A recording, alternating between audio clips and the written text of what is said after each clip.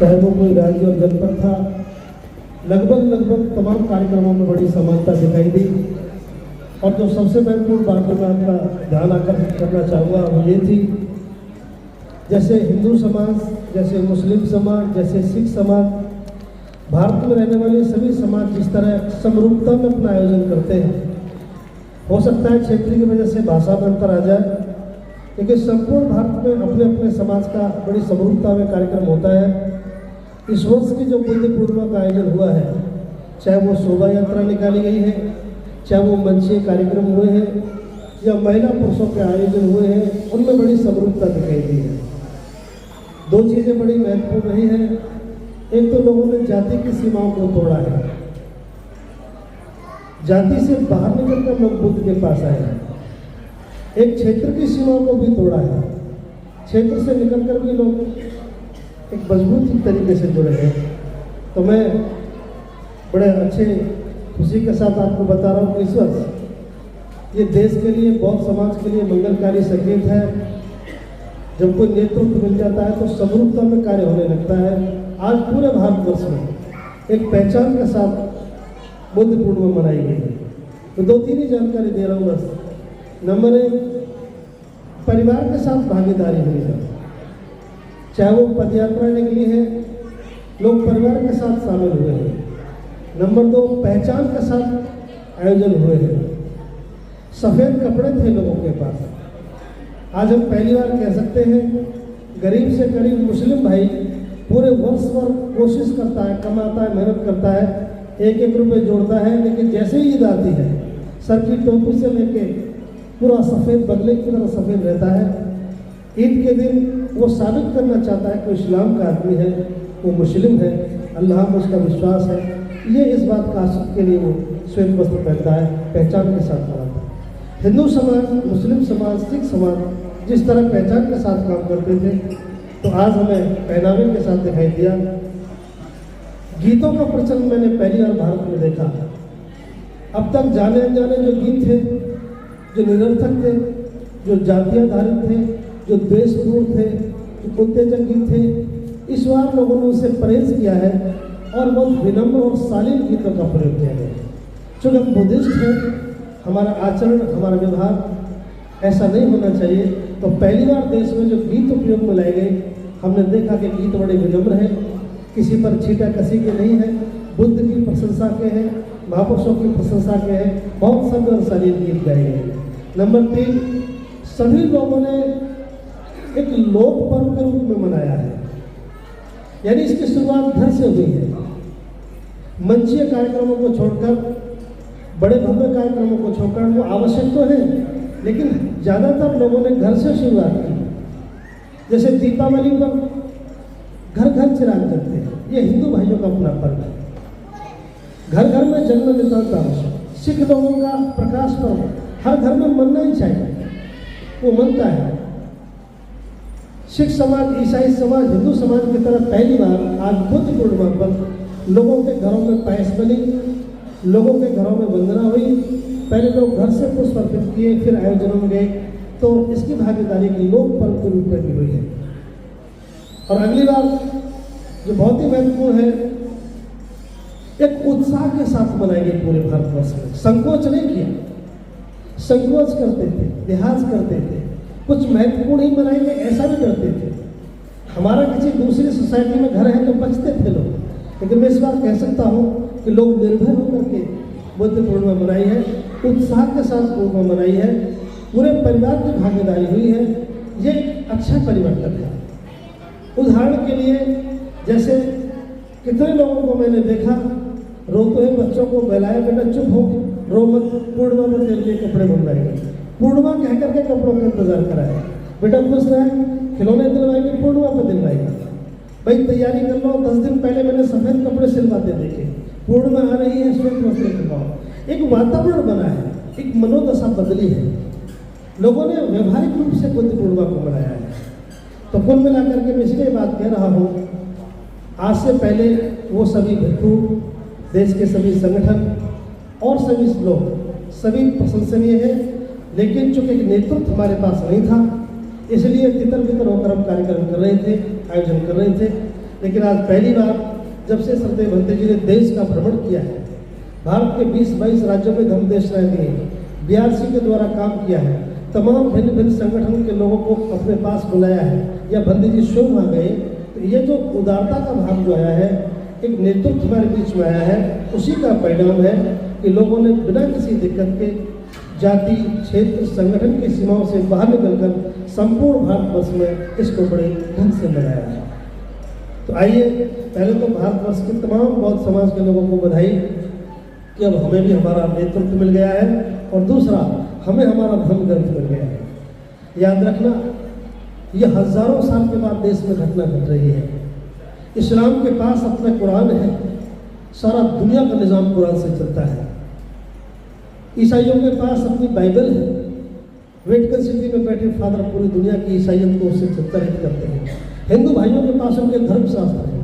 एक हम थे कि अपने धर्मशास्त्र के अभाव में था तो पहले से, लेकिन आइडेंटिटी नहीं थी। तो पहली बार मैं भरोसे के साथ कह सकता हूँ, क्योंकि मैं एक बुद्धिस्ट आदमी हूँ, हम तो बड़े धन्य हुए बाबा साहब अम्बेडकर द्वारा लिखित बुद्ध धर्म का धम्म, जो बुद्ध की तमाम देशनाओं से संकलित है।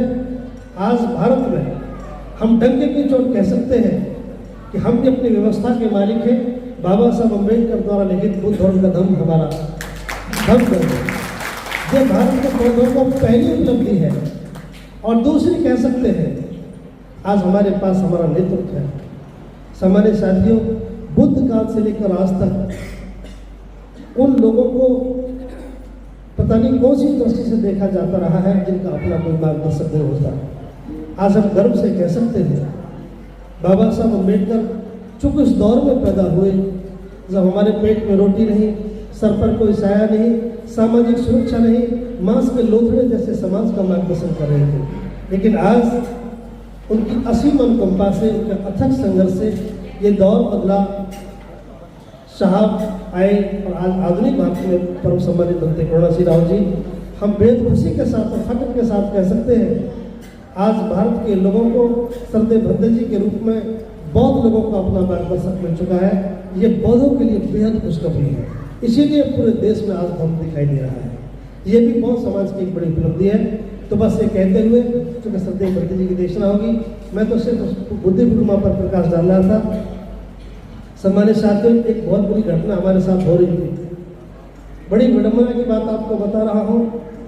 इस देश में अगर कोई प्रकाश पर्व मना रहे हों तो उम्मीद की जा सकती थी जरूर वो सिख लोग होंगे। अगर इस देश में ईद मनाई जा रही होगी तो उम्मीद करेंगे वो मुस्लिम समाज के लोग होंगे। हिंदुओं का कोई पर्व भी मना तो उम्मीद करेंगे वो हिंदू होंगे। लेकिन बुद्ध के साथ बड़ी विडंबना थी।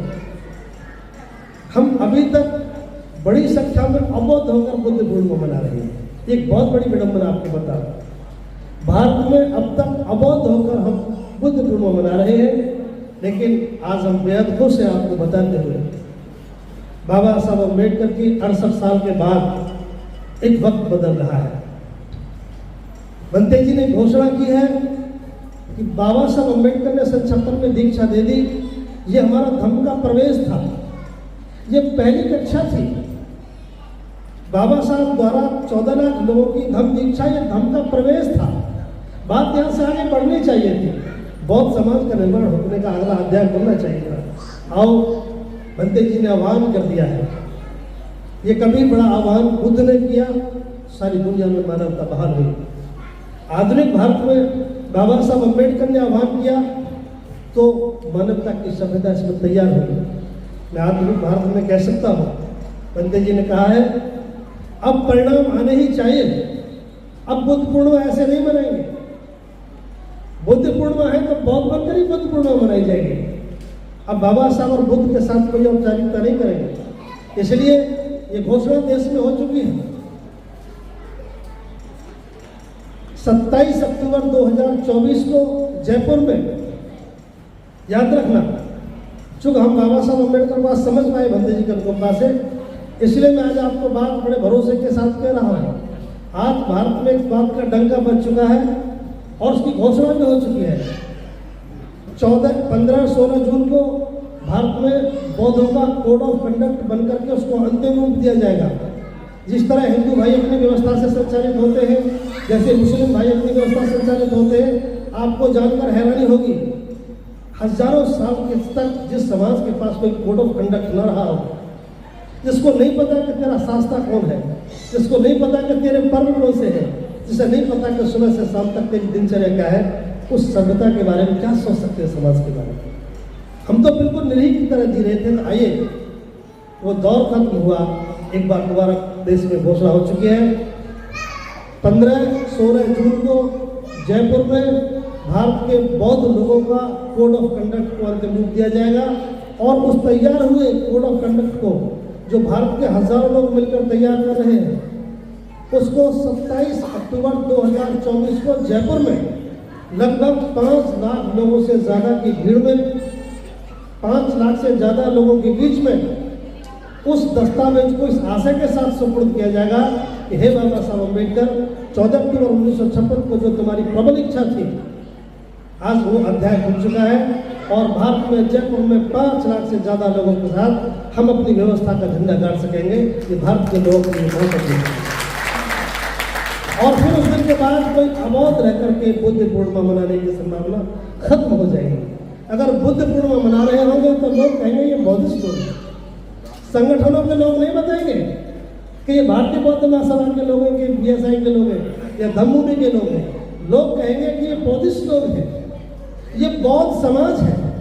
इसलिए भारत में बाबा साहब अम्बेडकर के बाद 27 अक्टूबर 2024 को इस बात की स्थापना होगी। लोग हमें पहचान के साथ कहेंगे कि ये बौद्ध समाज है। आइए हमारे साथियों, ये भारत के बौद्धों के लिए आधुनिक भारत में एक उपलब्धि होगी और हम कह सकेंगे कि हमारा मार्गदर्शक भी है, हमारा बुद्ध धर्म का जन्म ग्रंथ भी है, हमारा शास्त्र बुद्ध भी है। इसी पहचान के साथ हम देश में जाने जाएंगे। मैं भरोसे के साथ कह रहा हूँ, 2025 की आने वाली बुद्ध पूर्णिमा, इस बात को आप नोट कर लेना, मेरा बुद्ध और बाबा साहब में अटूट विश्वास है। आने वाली पूर्णिमा जो 2025 की होगी, चूँकि आज इस वर्ष हमने सोशल मीडिया के माध्यम से संपूर्ण भारतवर्ष में होने वाले आयोजनों का अवलोकन किया है। मुख्य रूप से जो आयोजन हुए हैं, हमने लोगों के जज्बे को देखा है, लोगों के उत्साह को देखा है।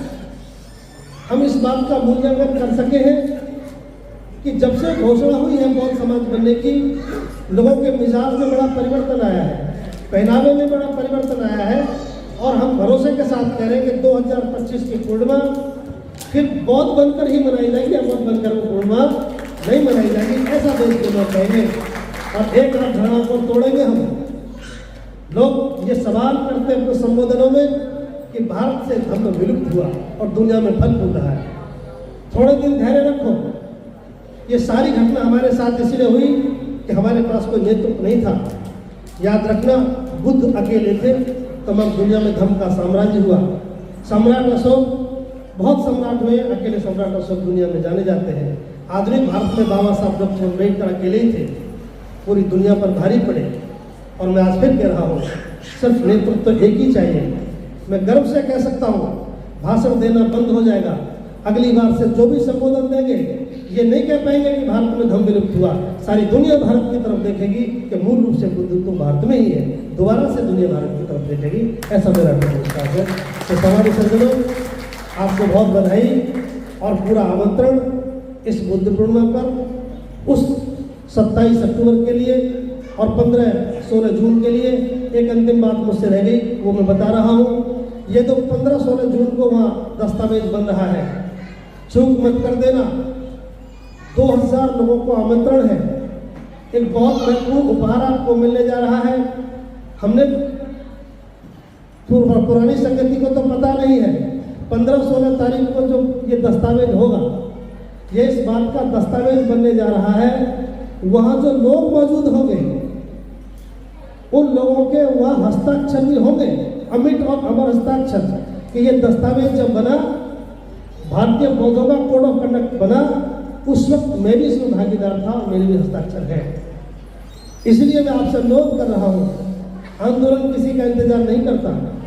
जो लोग उस ऐतिहासिक घटना का, दस्तावेज का गवाह बनना चाहते हैं, आप भी भागीदारी करना चाहते हैं, भंते जी ने आह्वान किया है देश के लेखकों से, संगीतकारों से, गीतकारों से, जो विचारक हैं, भिक्षु हैं, बड़ी संख्या में वहाँ उपस्थित होंगे। क्षेत्र की सीमा, जाति की सीमा कोई पाबंदी नहीं है। आप जाएं, उस दस्तावेज पर हस्ताक्षर करें और कह सकते हैं, उसका लिखा जाएगा कि इन लोगों की गर्भा मुस्तकी में ये दस्तावेज बना, उनके हस्ताक्षर उस पर रखे जाएंगे। इसलिए मैं आपसे आग्रह कर रहा हूँ, आपकी क्या योग्यता है, आपकी क्या संपत्ति है, क्या आपके पद हैं, ये बहुत जल्दी भूल जाएंगे। जिन लोगों के हस्ताक्षर उस दस्तावेज पर हो जाएंगे, हमेशा हमेशा तक रहेंगे। आज बाबा साहब डॉक्टर अम्बेडकर के हस्ताक्षर पूरी दुनिया में जाने जाते हैं। आज बाबा साहब की वजह से हमें भी हस्ताक्षर करने का दोबारा अवसर मिलता है। मैं समझता हूँ उसमें चूक ना करें। और 15 तारीख को, 15-16 तारीख में जो भी हमारे नौजवान, हमारी बहनें इस ऐतिहासिक घटना में जाना चाहें, आप सादर आमंत्रित हैं। आप सबने आने का अवसर दिया, सभी को नमस्कार।